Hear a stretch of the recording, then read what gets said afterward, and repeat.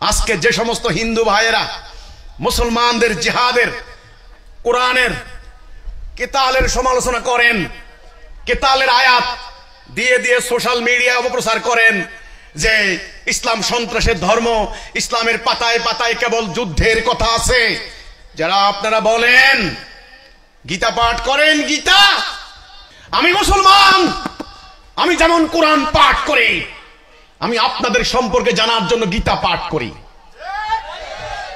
আমি দেখি গীতার পাতায় পাতায় যুদ্ধের কথা। আপনারা বলেন, অবতার বলেন আর যাই বলেন, অর্জুনকে শ্রীকৃষ্ণ, অর্জুন বলছে বারবার, না না আমি এই যুদ্ধ করব না, এই হত্যাকাণ্ড আমি সহ্য করতে পারবো না, এত মানুষ খুন হয়ে যাবে, আমার পরিবার মারা যাবে, আমি যুদ্ধ করব না। কৃষ্ণ বারবার বলছেন তোমাকে যুদ্ধ করতে হবে, গান্ডীব উঠাও, যুদ্ধ করো।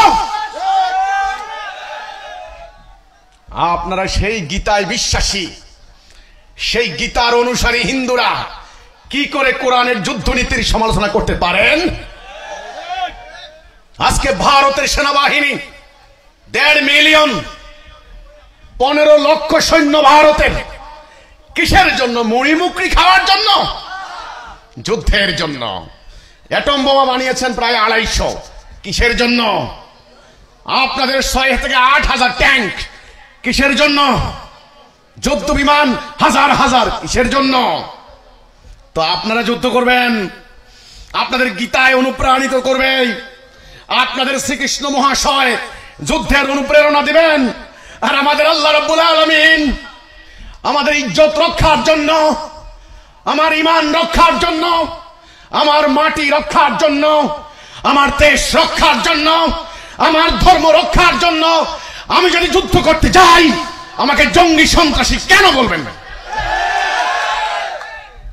হে মুসলমান,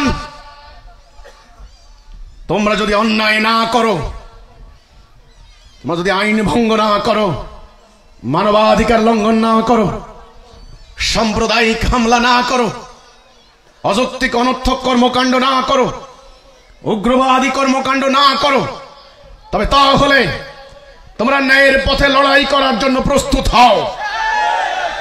সবাইকে প্রস্তুত?